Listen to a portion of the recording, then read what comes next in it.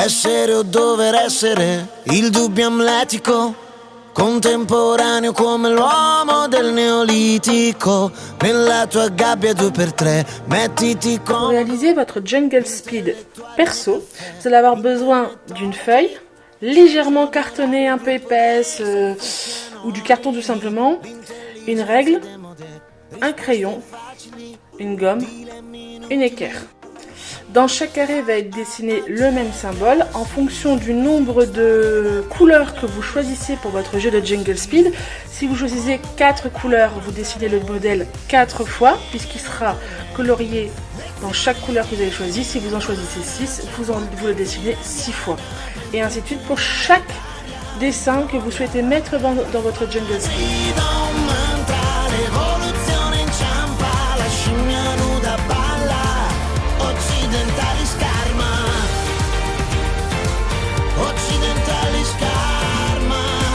Si vous voulez que votre Jungle Speed soit plus difficile, choisissez des dessins qui se ressemblent fortement. Si vous voulez qu'ils soient plus faciles, choisissez des symboles qui sont assez différents les uns des autres. À vous de choisir la difficulté de votre jungle. Attention également à ce que vos symboles soient tous identiques les uns par rapport aux autres. Petite astuce pour avoir des symboles tous identiques pour chaque couleur, vous pouvez prendre un carton, un emballage, quelque chose d'un peu rigide dans lequel vous allez dessiner la forme que vous souhaitez donner. Par exemple, ici une étoile.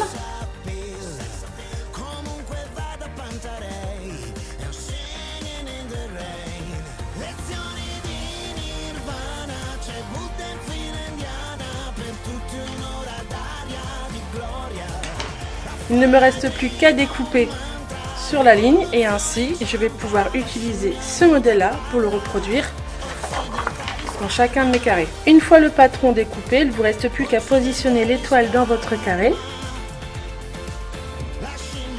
à réaliser les contours et le reproduire toujours dans le même sens sur chaque morceau.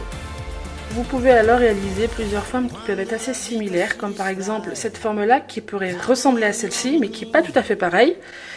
Et pris dans le jeu, en fait, vous pourriez les confondre et c'est ça qui va faire la dureté du jeu ou pas.